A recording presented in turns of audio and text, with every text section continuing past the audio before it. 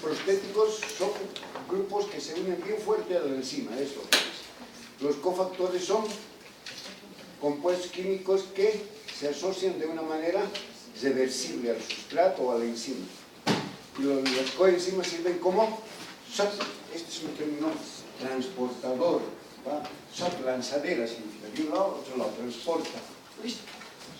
Y muchas coenzimas son derivados de la vitamina B, listo, tan simple como eso. Ahora lo que nos falta ver en enzimas es, esto ya hemos visto, sitios catalíticos, toda esta parte, el análisis de ciertas enzimas que se utiliza en aplicaciones, la reacción de la cadena de la polimerasa también.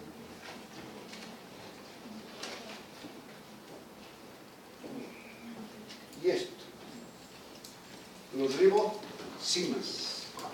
Esto vamos a tener la oportunidad de verlos con más detalles, porque les decía en principio, todas las enzimas son proteínas, decía antes, ¿no? Imagínense, todas son proteínas. Ahora digo, casi todas las enzimas son proteínas. Miren cómo ha variado el concepto. ¿Por qué casi? Se ha visto que si bien las proteínas, que son enzimas, catalizan todas nuestras reacciones químicas, la gran mayoría, han aparecido por ahí un grupo de compuestos químicos que son ácidos nucleicos que catalizan reacciones enzimáticas. ¿Se imaginan? Entonces ya no se les puede decir enzimas, por eso toma el nombre de ribosimas.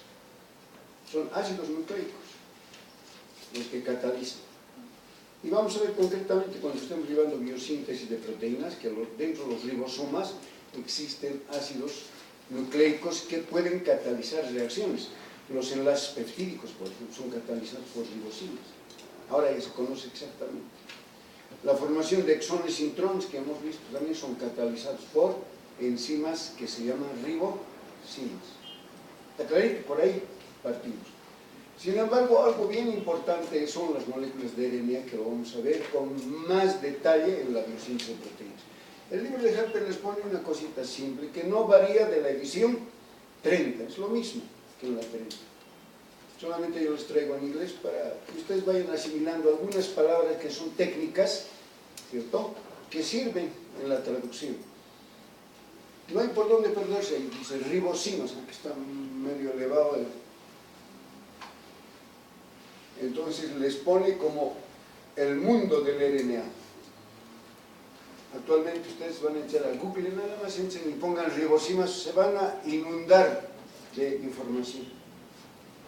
Pero no es inundarse, sino que es saber qué cosa es importante en la formación de uno, porque les habla terrible lo que está pasando en este momento con el RNA y fundamentalmente con los ribosimas, enzimas que catalizan reacciones enzimáticas, que no son proteínas. Ese es el concepto. ¿Qué son RNAs? Miren, RNAs, ¿quién se iba a imaginar que moléculas de RNA iban a producir, iban a comportarse como enzimas? Nadie en ese tiempo.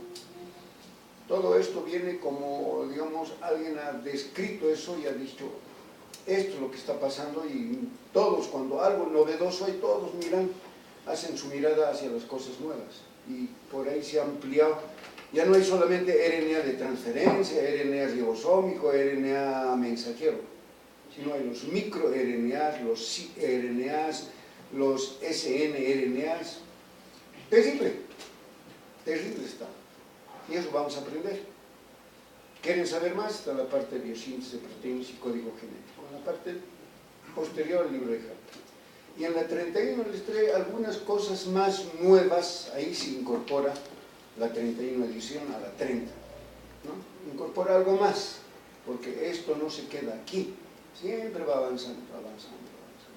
Alguien incluso está utilizando RNAs para tratamientos, imagínense, en fármaco lo que verán. A ver si los de farmacología están bien actualizados, les van a hablar de cierto tipo de RNAs como herramientas terapéuticas para tratar cierto tipo de enfermedades.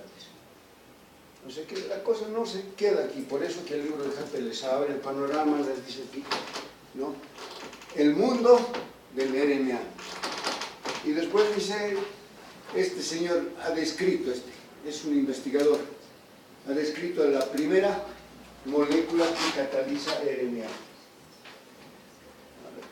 Pronuncien como quieran, SEC, pero es un investigador, que luego esto me traduzcan, es apellido, a veces se confunde, ¿no? ¿Qué quiere decir? Van a querer encontrar en el diccionario y no van a poder. Es el primer investigador que ha descrito que las moléculas de RNA tienen actividades catalíticas. Es uno de los primeros.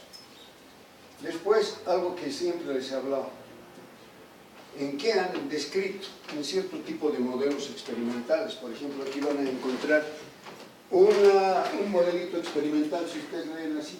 De manera general, los que quieren saber un poco de inglés van a encontrar que aquí, un protozoario, tetra y mena. Eso van a llevar en parasitología. Eso es modelo experimental.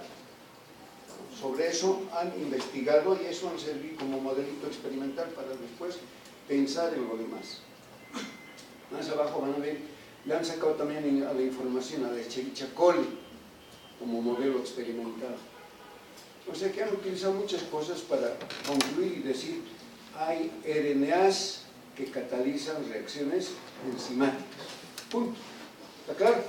Ahora ustedes se les abre el panorama de averiguar más qué cosas actualmente, 2019, existen sobre los RNAs, el mundo del RNA. Para mí es suficiente que sepan esto en la primera parte y después complementamos en la segunda parte con propiamente sus mecanismos de acción. En la parte de, si quieren, la segunda parte es biología molecular. Ahí es donde vamos a tocar todo esto. Hay hipótesis, lógicamente, ¿no? El RNA, las hipótesis del RNA. Ahí terminamos, si quieren, esta parte de conocer las enzimas como enzimas, hemos visto. Ahora, ¿qué son las enzimas? ¿Qué hacen? ¿Cómo catalizan? ¿Sitios activos? Todo eso, ¿para qué nos pueden servir también las enzimas? Pero hay una parte que, si quieren, es otra especialidad dentro de la enzimología, se llama cinética enzimática. Es decir, en esto, ¿qué vamos a ver? Yo les voy a explicar un poquito para que más o menos nos ubiquemos. Son dos cosas locas aquí.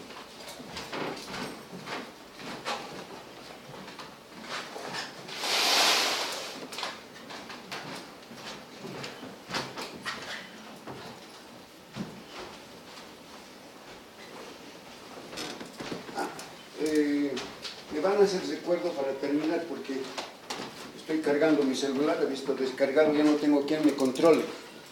Ustedes van a controlar porque a veces se quedan calladitos y nos podemos pasar. A veces, pero cuando la clase es aburrida, rápidamente se mueven ustedes. Entonces, eso es lo que quiero que me controlen.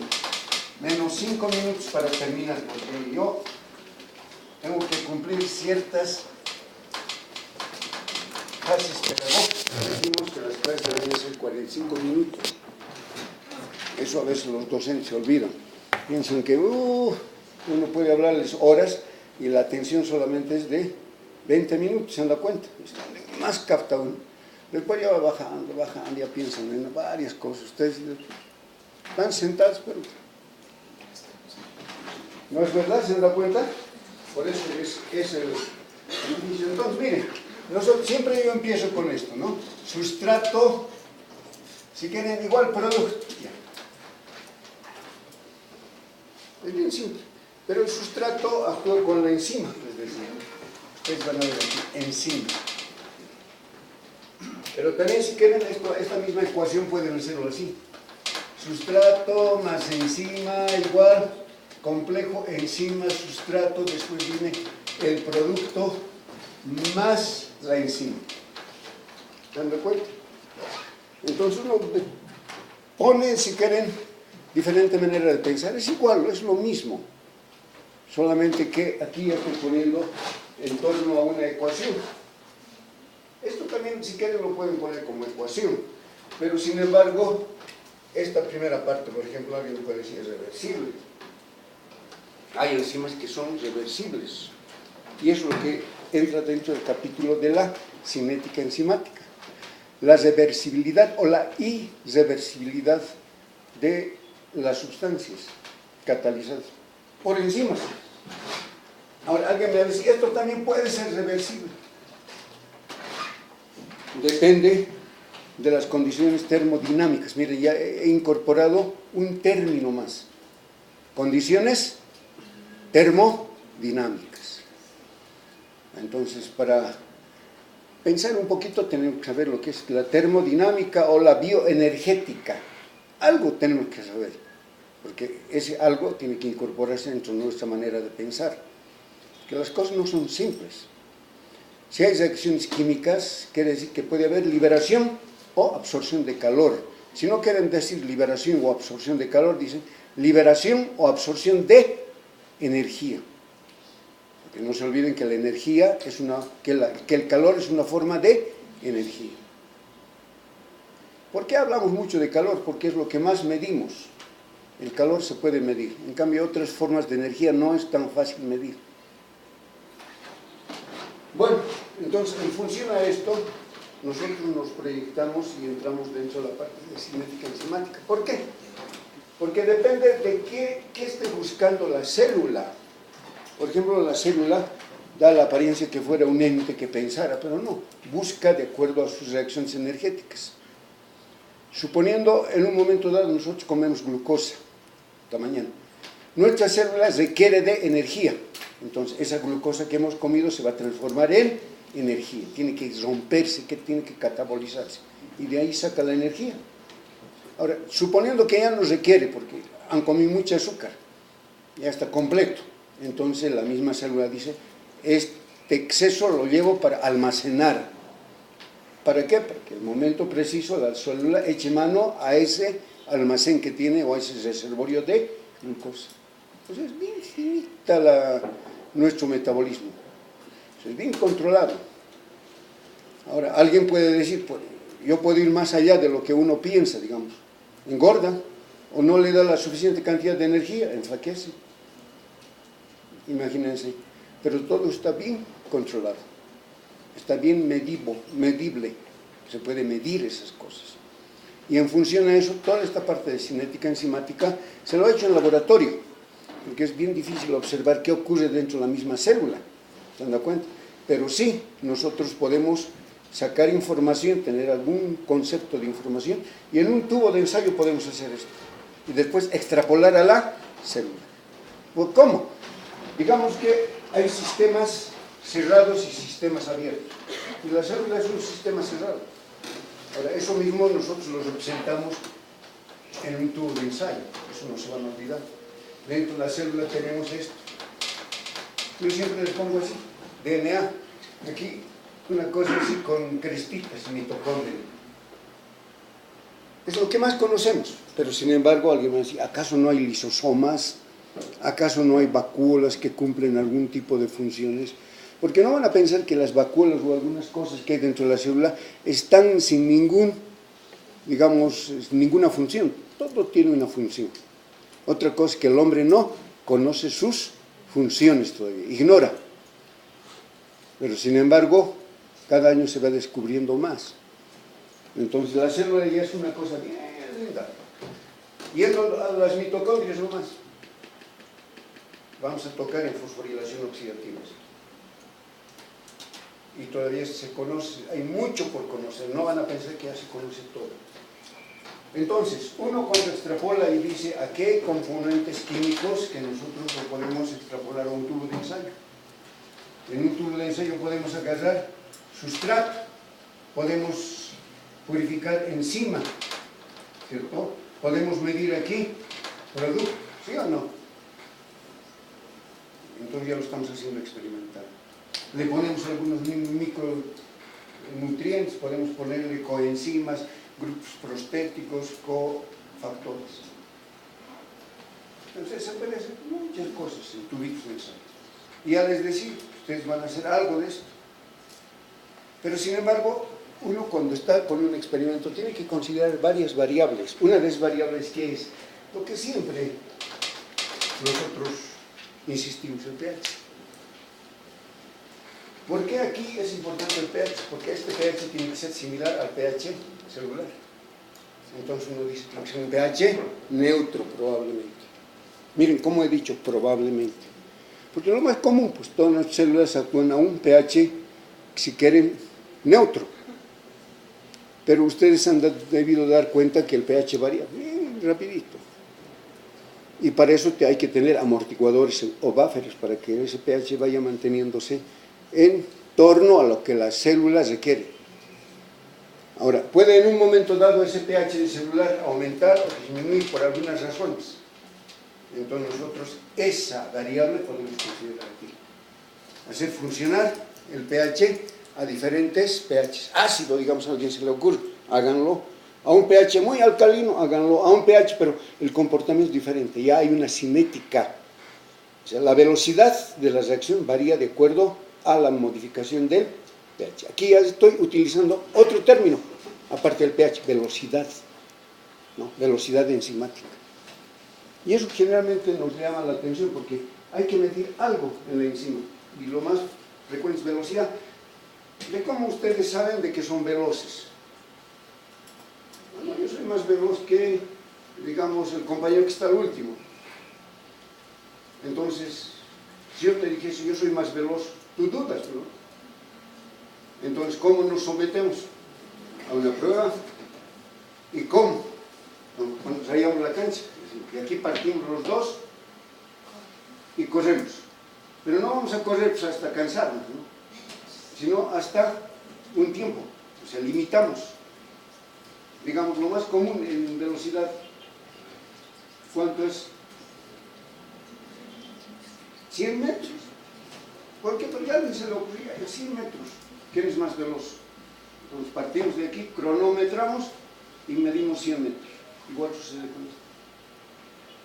Velocidad enzimática. Ahí sí lo puedes saber si soy más veloz o menos veloz. Pero hay una otra variable. Si suponiendo ponemos 800 metros, yo le gano en 100 metros, pero él es más resistente y me gana al llegar a 800, yo ya me canso, ya otra variable, la edad dirán ya. Entonces hasta ahí puedo ganarle, pero ya más allá ya no puedo. En cambio el otro tiene más fuerza y llega y me gana. Entonces ya son diferentes variables cuando uno hace una reacción enzimática. ¿Se dan cuenta?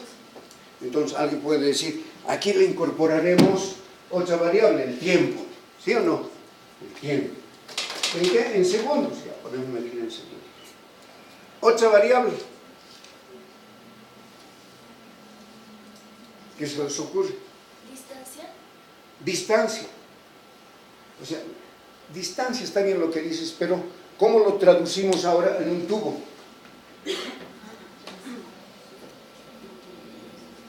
O en la misma célula, está bien lo que has dicho, pero yo les he puesto como un ejemplo, ¿no? Nosotros. Pero ahora pónganse a pensar en una célula y en un experimento, o lo que ocurre dentro de la célula. Digamos, esto más esto va a dar esto y después producto. Nosotros podemos medir el producto en un tiempo. No va a ser igual medir en segundos que medir en minutos o que medir en horas. ¿Se han dado cuenta? Entonces ya limito. Digamos, generalmente van a ver un minuto, ¿qué pasa en un minuto? Entonces ustedes controlan en un minuto la aparición de producto o la desaparición de sustrato, que es otra forma de medir. Si yo empiezo con una cantidad de sustrato conocida, entonces después de un tiempo, de un minuto, esa concentración ya no va a ser la misma, va a disminuir, de acuerdo a la actividad enzimática. ¿Está clarito? También uno no siempre va a medir esto, puede medir esto, la aparición de producto, pero se ha dicho eso no es fácil de medir. Entonces ustedes piensan, puedo agregar una sustancia incolora que con el producto que aparece va a tomar un color y eso lo mido en fotocolorimetría. ¿Se dan cuenta? Pues algo medible. Igual algunos experimentos van a hacer ustedes, pero ¿qué cosa van a medir? Tienen que medir algo. La sombra que se proyecta, pueden medir una sombra que se proyecta, pero ya están midiendo. Efecto Tyndall, por ejemplo, pueden medir. O sea, depende cómo se ideen para medir. Tienen que medir algo que se les ocurra. Ahí está lo difícil de pensar. Y la gente que ha escrito, que ha trabajado en bioquímica, ha pensado, pues. Y por eso que el libro ya es algo que es un contenido experimental que hay en el libro de Harvard. O en cualquier libro de bioquímica, ¿no? Son experimentos que dicen, esto es así. Entonces, esa otra variable sería la concentración del sustrato, pues.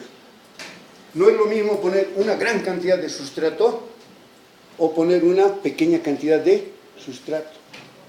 Pero esa cantidad de sustrato va a estar en función a algo. Si yo pongo un sustrato pequeño, ¿cierto? Va a aparecer el producto. Pero en función a qué va a estar esto en esto, en función a la enzima. Si hay mayor cantidad de enzima y le ponemos menor cantidad de sustrato, todo ese sustrato se va a transformar en producto, siempre que la enzima esté presente y esté con buena actividad. Uy, es complejo las cosas, ¿no? Entonces, otra de las variantes será la concentración, escribo así, así se debe escribir, concentración de sustrato. La otra variable es la concentración de enzima. Vamos construyendo. Y yo tengo que darme en un tiempo de 1 minuto cuánto de velocidad ha imprimido esa enzima. Vamos a decir de aquí a allá. ¿Qué velocidad? Entonces la velocidad está en función al tiempo. En 1 minuto, ¿cuánto de producto aparece? Manteniendo con las concentraciones, ¿ciertos? Si quieren, yo puedo mantener la concentración de enzima y medir la concentración de sustrato que está desapareciendo o apareciendo. La temperatura he dicho 1 minuto. ¿Por qué se me ha ocurrido 1 minuto? Porque la mayor parte de los investigadores hacen en 1 minuto. No es así. Sino que ustedes ven estas mismas reacciones en qué tiempo tiene la enzima su mayor actividad. Es lo que buscan. Ya no en 100 metros, ni en 200, tal vez en 50 metros. Entonces, ustedes van encontrando el tiempo. También se puede hacer, se puede jugar. ¿Qué pasa en 30 segundos? ¿Qué pasa en 60 segundos? ¿Qué pasa en 90 segundos? En donde hay mayor actividad, siempre que las otras concentraciones mantengamos permanentes, constantes. Otra, pH, concentración sustrato, tiempo, pH. Ahora, al margen de esto, aquí adentro, ustedes pueden decir, ¿habrá algunas sustancias que inhiben a la enzima? ¿Sí? ¿Hay algunas sustancias que activan a la enzima? También. Entonces ahí ya otra variable, ¿qué sustancias pueden activar? ¿Qué sustancias pueden inhibir? ¿Está claro hasta aquí? Entonces, ¿qué les estoy mostrando con todo esto? Que en la cinética enzimática hay muchas variables que hay que considerar. Pero todo eso hay que considerar frente a un modelo que ustedes están planteando. Un modelito que se asemeje a la célula. ¿Está claro? ¿Por qué? Porque todas las cosas no lo van a poder hacer dentro de la célula. Aunque alguna vez se puede, me han dicho. Pero eso hay tantas variables, ¿no? El mismo hecho de romper la célula, triturar, ponerle un compuesto, una solución fisiológica, una glucosa mal medida, ¿no?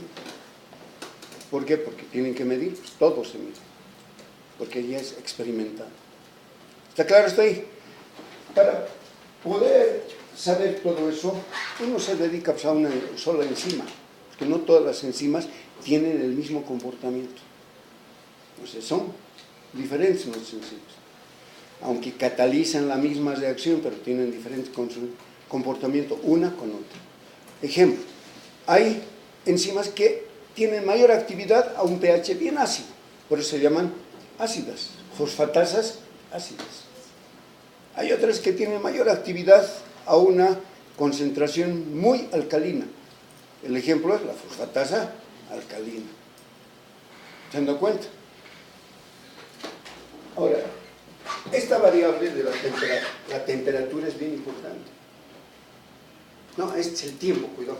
Aquí, otra variable de la temperatura, con T mayúscula. Porque cuidado, me confundo, en esta T hemos dicho es tiempo. La temperatura no va a ser igual la actividad enzimática de ciertas enzimas a temperatura 0 que a temperatura de 37 grados o a temperatura de 40 grados. Ahora, si voy subiendo la temperatura, ¿habrá alguna modificación? Entonces uno piensa primero y después actúa. En otras palabras, después hace las cosas. ¿Qué pasa yo si voy modificando la concentración de la temperatura? Y uno va a encontrar que hay cierto tipo de enzimas que tienen mayor actividad a una temperatura más alta. Hasta que la pobre enzima, que es una proteína, se desnaturaliza. No es lo mismo agarrar una enzima a unos 37 grados, que esa misma enzima lo sometan a, suponiendo, a 100 grados centígrados. Tal vez va aumentando, en un momento que no va a aumentar. ¿Por qué? Porque nuestra proteína ya está hecha chicharrón. Por decirle algo muy figurativo, ¿no? Se ha desnaturalizado. ¿Está claro? Entonces, vean la importancia de la cinética enzimática. Será importante, claro, estudiar cada una de las enzimas aquí. Pero esto lo hacemos en tubitos de ensayo. Y después extrapolamos aquí. ¿Está claro? Y ese es el comportamiento de las enzimas que están catalizando las diferentes reacciones metabólicas de todo lo que tenemos y lo que vamos a estudiar. Esa es la introducción a la cinética enzimática. Ahora vamos a ver que para esa introducción requerimos de algo. ¿No es verdad? De algo químico, porque dice reacciones químicas se describen usando ecuaciones balanceadas. Ecuaciones balanceadas. Entonces, para todo esto lo que les he mostrado, siempre es importante empezar por algo, como aquí. Las reacciones químicas resultan así: A más B, producto más otro producto. Y todas las reacciones en un momento dado se balancean. Pueden ir a este lado, pero hay una dinámica. Eso en la parte química. Al margen de lo que les he dicho, hay varias variables. Entonces, esa es una primera reacción que hay que considerar. Aquí, la reversibilidad de las, hasta que entran en un equilibrio. Pero no todas las reacciones son reversibles. Hay reacciones irreversibles. Eso también hay que considerar.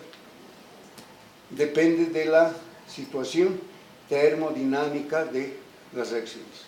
No todas son iguales. Entonces, otra vez volvemos a, ¿se acuerdan de las primeras clases que hemos visto? Esto. Bueno, el término producto, estos son los sustratos, estos son los productos, esto es lo que les dice aquí. La terminología que se utiliza. Que eso está condicionado bajo factores, les he dicho, de termodinámica. Entonces, yo les decía, es bien importante al principio tener un conocimiento pequeño de lo que es la termodinámica o la bioenergética. Entonces ahí vamos a considerar de aquí un poquito más para el frente qué es la bioenergética, qué es energía, dinámica, todo eso. Podemos tener una idea para eso aplicar a nuestras reacciones químicas y aplicar a las células. ¿Está clarito? Y eso les decía, este concepto irreversible, porque ya estamos viendo reversibilidad. Y aquí damos una irreversibilidad, si queremos. A más B igual producto. Está yendo a aquel lado. ¿Por qué? Porque esto, en algunas reacciones el producto puede ser irreversible o puede ser reversible. Y eso vamos a ver durante el metabolismo. Puede ver esto. Que va. Entonces hay una dinámica. En cambio, cuando ya la célula fija a dónde quieren ir, entonces eso es irreversible. ¿Está claro? Términos bien simples, pero ya es una ecuación de segundo, es decir, es una segunda ecuación, la reversibilidad o la irreversibilidad. Así, cambios en la energía libre determinan la dirección y el estado de equilibrio de las reacciones químicas. Dos cosas. Cambios en la energía libre. O sea, hay que considerar que es energía libre, ¿cierto? Una energía libre. Y hay un término que un señor Gibbs ha ideado eso, la energía libre de Gibbs, por ejemplo. Nosotros en este momento estamos liberando energía, no nos damos cuenta, pero esa energía se está transformando en algo tal vez productivo o está esperando algún tipo de reacción más. O sea que, ya les decía al principio, hay energía que se puede liberar y hay energías que se absorben. Hay reacciones químicas que liberan energía, hay reacciones químicas que absorben energía. ¿Está claro hasta ahí? Ejemplo, a ver, hagan la prueba. Pongan cloruro de, soda cáustica. Entonces, van a comprar soda cáustica ahí pues en los almacenes, en las ferreterías, ¿sí o no? ¿Qué es la soda cáustica? Químicamente hablando, es hidróxido de sodio. Aunque no muy purificado, pero es hidróxido de sodio. Ahora, a un poquito medible, échenle agua, una cantidad medible también. Porque no vamos a hacer para destapar cañerías, ¿no? O para destapar cloacas, se utiliza para eso. Pues hidróxido de sodio. Le ponen ustedes agua, y después tocan el tubo de ensayo o el frasco, el vasito de precipitación, la probeta, lo que ustedes están. ¿Qué sienten? No sienten que están así, no. ¿Qué perciben? Calor. ¿Reacción qué? Desprende calor. O bien agarren agua con alcohol, agua, y toquen. ¿Qué sienten? Simple. Van a tocar y van a sentir frío. ¿Reacción qué? Absorbe. ¿Se han dado cuenta? Simple. O bien agarren para enfriar, digamos, una cerveza en un sol ardiente. ¿Cómo enfrío? Agarran un paño, lo mojan, lo envuelven a la cervecita, eso es bien común en el oriente, y lo ponen al sol. Y después de un tiempo que se ha secado, se ha evaporado el agua con el pañito que ustedes han puesto, tocan la botella bien friecita. O sea, la absorción, es decir, la evaporación, el cambio de estado acuoso a un estado gaseoso absorbe calor. Las reacciones son iguales, liberan o absorben calor. Y cuando está presente la enzima, es otra cosa también. Porque aquí estamos viendo solamente reacciones químicas. No estamos viendo todavía el uso del componente de enzima. ¿Está claro? Y es lo que le dice. La energía libre de Gibbs, que era el nombre, también se llama energía libre de Gibbs o energía libre de Gibbs. Energía libre o energía libre. En realidad es el cambio de un momento a otro momento. ¿Está claro? Un momento, digamos que sea 37 grados, el otro momento, digamos que sea 40 grados. De 37 a 40. ¿Cuál es la diferencia? 3 grados. Y esa diferencia se pone así. Un delta, ese triangulito que se maneja, es delta. Ahora, ¿por qué así? Y no así, dicen, ¿no? Mucha gente. Algunos me han preguntado. Eso también es delta. Esto es delta. ¿Y por qué allá usted está hablando de delta? Es que eso es en griego en mayúsculas. Y esto es minúscula. Así de sí.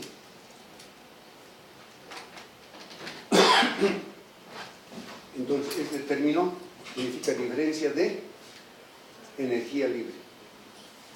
¿Está claro? Delta. están midiendo ese delta. Ahora, yo les decía en la energía libre, es bien difícil medir lo que es energía, pero sí podemos medir calor. ¿Y qué es el calor? Una forma de energía. Podemos medir corriente eléctrica, es una forma química también, o alguna reacción química también es energía. La luz es energía. Hay diferentes formas de energía, diferentes. Energía química, luminosa, energía, ¿qué más? Eólica, energía eléctrica, química, energía calórica, es lo que más se utiliza para medir. Es lo más fácil. Y eso hacen los químicos, medir liberación o absorción de calor.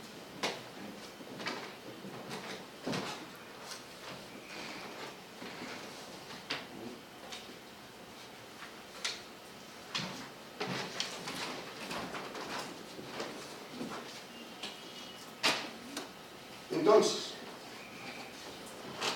vamos a otra ecuación. Miren cómo no estamos complicados. Una cosa simplecita, una cosa más compleja. Otra ecuación es de que ustedes van a ver esto. Delta, ya saben que es el delta, esa es la diferencia. G, aquí sería, es igual a menos RT, LN, K, Q. Esa es una ecuación donde nos muestra donde es delta sub 0. ¿Qué significa delta sub 0? Ya vamos a ver aquí, ¿no? Es igual a menos R. R es la constante, gaseosa, que en realidad tiene un número, 1.98 kilocalorías mol. La sub 0, K, o 8.31, pero ya en otra escala, que a ustedes no sé si lo están exigiendo en bioquímica, en la parte del laboratorio, el Sistema Internacional de Pesos y Medidas, ¿no es verdad? Muy acostumbrados a kilocalorías mol estamos, pero en términos internacionales debería ser joule, pero todavía no estamos acostumbrados. El libro de Hartel en diferentes lugares les va a hablar de las dos cosas, les habla kilocalorías y al lado les ponen joule, ¿no? La diferencia. No es más que multiplicar por un factor. Punto, y se soluciona. ¿Qué? En la temperatura absoluta, que se habla en grados Kelvin, ya no en grados centígrados. Después, Q, o digo K, es igual a la constante de los productos, es una concentración, una constante de equilibrio, K. Entonces, una vez se considera esta reacción, ¿por qué? Porque nos está hablando algo de que hay que considerar como una variable dentro de todo lo que hemos visto.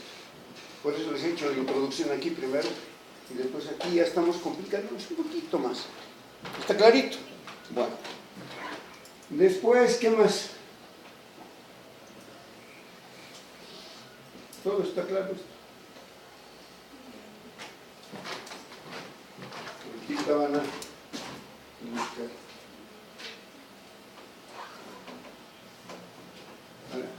Aquí, lo que les muestro en esa reacción que les he puesto al final puede ser así, o puede ser más simple, ¿no? La reacción química, al principio es una reacción química.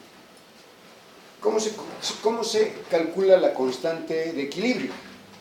La constante de equilibrio es igual a la concentración de los productos sobre la concentración de los sustratos. Ese es el K, la constante de equilibrio. En el agua hemos llevado eso, la constante de disociación. ¿Se acuerdan o no? Sí, bueno, estamos aplicando nada más. Y ahora, ¿cierto? De esto, nosotros podemos calcular la constante de equilibrio. Ustedes se fijan haciendo esto. El producto, lo de K, 2, en el caso de que sea un solo reactivo, entonces al cuadrado. en un solo reactivo. Eso significa. Pero es ya otra ecuación.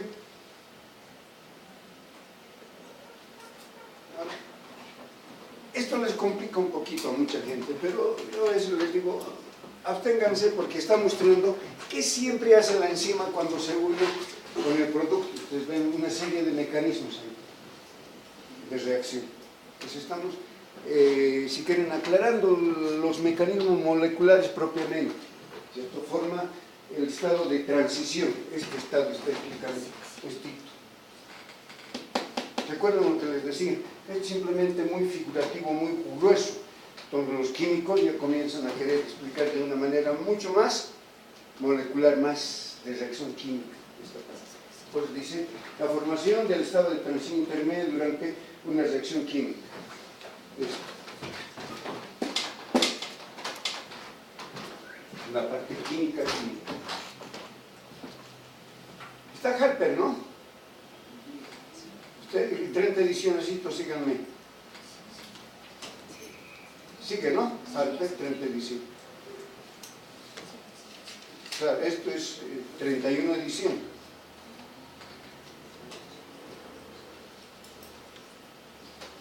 Entonces, podemos complicarnos más. La idea no es complicarse, la idea es aclarar algo para que quede en un concepto. Entonces, el porcentaje de las reacciones son determinadas por su energía de activación. Algo yo les he hablado de energía de activación cuando hay reacciones químicas. Les voy a volver a repetir, porque algunos no han venido. Les decía, para que una reacción ocurra, que aquí todavía no estamos interviniendo con el más.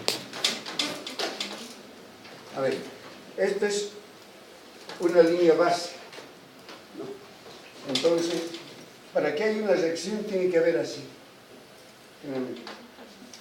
Entonces, digamos, aquí pongo una piedra yo. Esta piedra tiene que alcanzar tiene que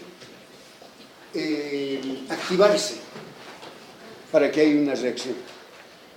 ¿Por qué? Porque para que haya una reacción se requiere que las moléculas colisionen, choquen. ¿Está claro? Todo de aquí hasta aquí, esto es una barrera que está impidiendo de que este sustrato caiga y genere producto. Digamos que el producto lleva a ser así. Pondremos así la mitad, se ha roto. ¿Está claro? ¿Está ahí? Eso es generalmente ocurre. Esta es la barrera de activación, pero para vencer la barrera de activación, este compuesto o estos compuestos tienen que activarse. Y algo dice por ahí. Tienen que tener una energía de activación. Para que después es bien fácil caer y liberar energía. Y esa energía, parte de esa energía es la energía libre de Gibbs. ¿Ahora está claro? Esa es la energía libre de Gibbs. Es lo mismo que ustedes para, digamos, que reaccionen. Tienen que vencer los que han subido desde el hall hasta aquí, 7 pisos. No en ascensor, porque es otro mecanismo. Les ha costado subir. Y más aún si han traído una piedra, digamos, sobre los hombros. Ahora ya están aquí arriba, 7 pisos. Y han vencido esa barrera de energía de activación, ese esfuerzo que les ha costado. Ahora, de aquí es fácil lanzar la piedra. Entonces, esa piedra va a liberar energía de acuerdo al tamaño o la energía que ha costado subir desde abajo. Si es así, no va a causar gran cosa, pero una piedra así, sí. Encima de los hombros. ¿Está claro? Así son las reacciones químicas. Ahora, ¿qué hacen las enzimas? Les decía la otra vez en clase. Parece que harían un túnel. O sea, disminuyen la energía de activación. Ahora, la pregunta es bien facilito, es bonito decir un túnel. ¿Será que hacen un túnel o simplemente es una palabra figurativa para que ustedes comprendan lo que es decir las enzimas disminuyen la energía de activación? ¿Qué reacciones químicas habrá? Ese campo ya es más difícil. Hasta ahí nomás es mejor no complicarse más. Pero sin embargo en la parte química sí tiene que complicarse. Quererme mostrar de una manera mucho más fuerte.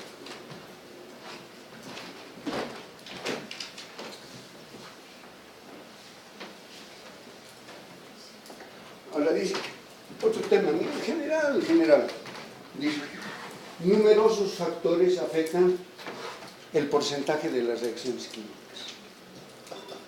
Numerosos factores afectan el porcentaje. Y aquí viene la teoría cinética o cinética, la teoría de las colisiones, ¿no? Para que haya una reacción química, las moléculas tienen que chocar, ¿sí o no? Si no chocan, no hay reacción química.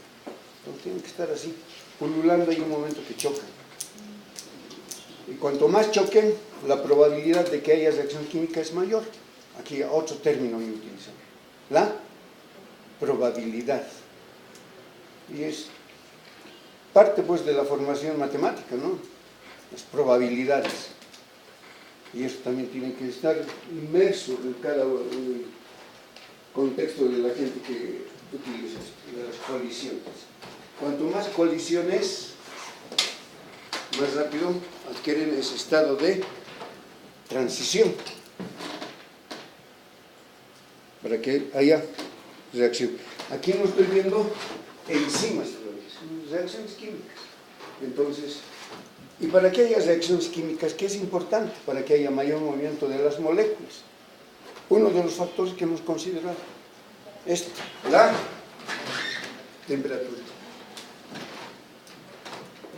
Entonces, nosotros vivimos gracias a una regulación que ustedes han debido llevar en fisiología, ¿no?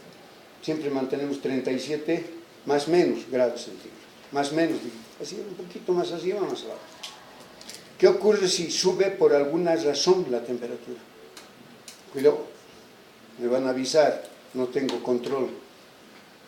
Entonces, si aumenta la temperatura, hay mayor probabilidad de choques. Y ahora, frente a nosotros, ahora, eso aplicaremos a nosotros, a nuestro organismo, a nuestras células. ¿En qué caso puede aumentar la temperatura? Cuando nos abrigamos mucho, circunstancial.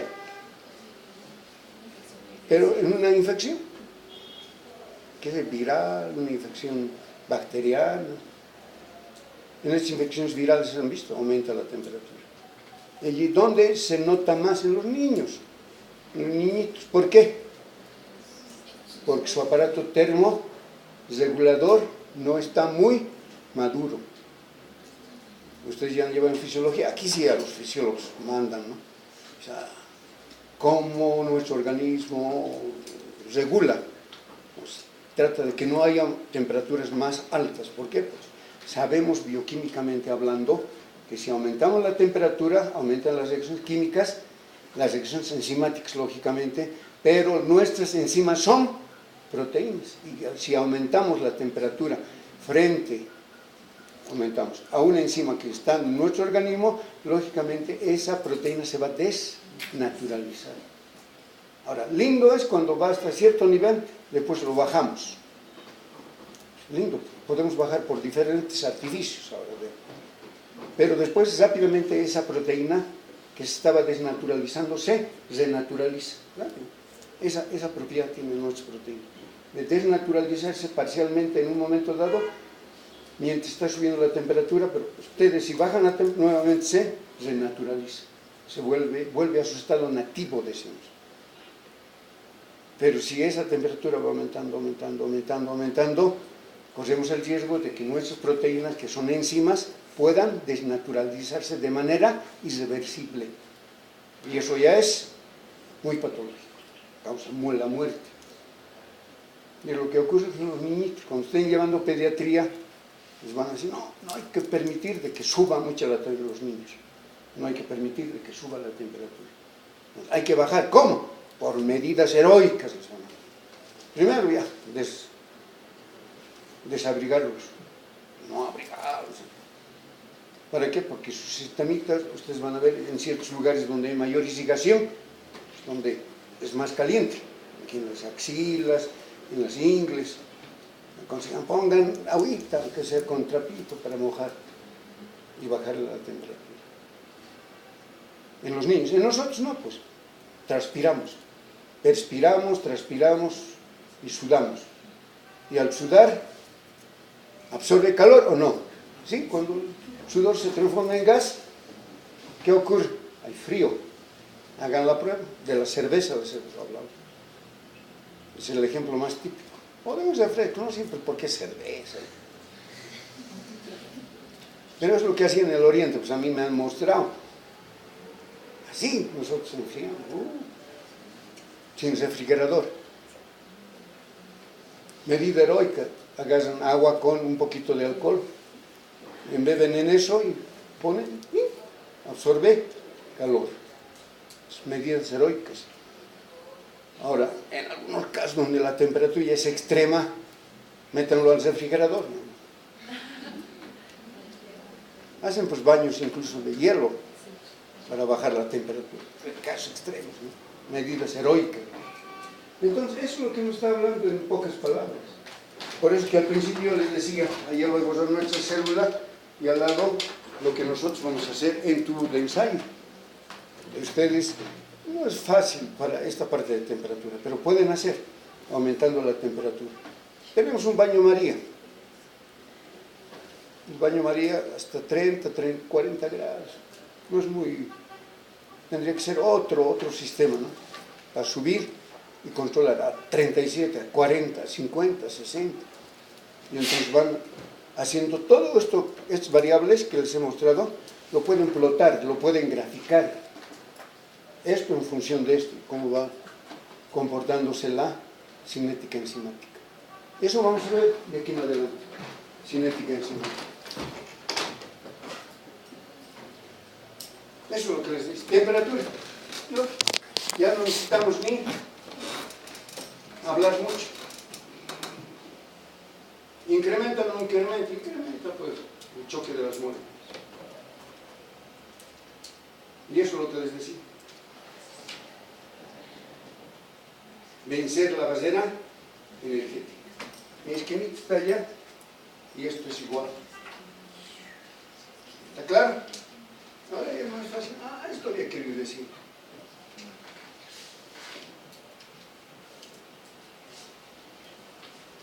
Ahora, otro factor de lo que les decía, cuando veíamos allá, al principio les he dicho, otro factor que influye en toda la velocidad enzimática es la concentración de sustrato. Influye, no influye. La concentración de los reactivos, de los reactantes también se llaman a los sustratos.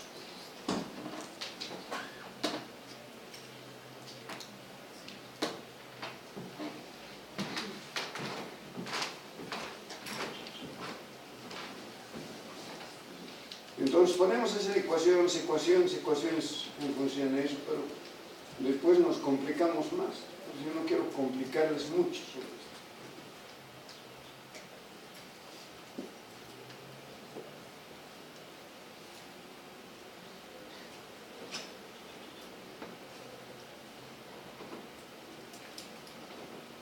¿Por qué no quiero complicarles mucho?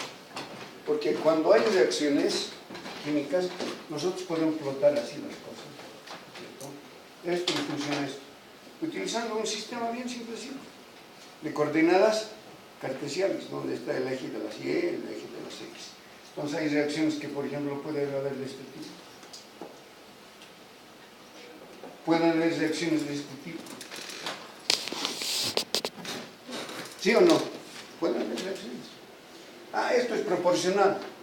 Ahí pueden decir, eso es una ecuación de primer orden. Pero cuando ya entramos a hacer curvitas, ya no es de primer orden. No es progresivo, proporcional es el término que se utiliza. Cuando hay una curva ya no es igual. Entonces las ecuaciones ya varían. Por eso pueden haber ecuaciones de primer orden, de segundo orden. ¿Me ven? Hasta ahí me han pagado. No, podríamos hablar así y nos pasamos generalmente. Ya me ocurrió eso por las dicho. Controlaremos. Hemos quedado aquí. Pero todavía no hemos tocado mucho enzimas. Mañana vamos a tocar las enzimas con esta introducción que les he hecho.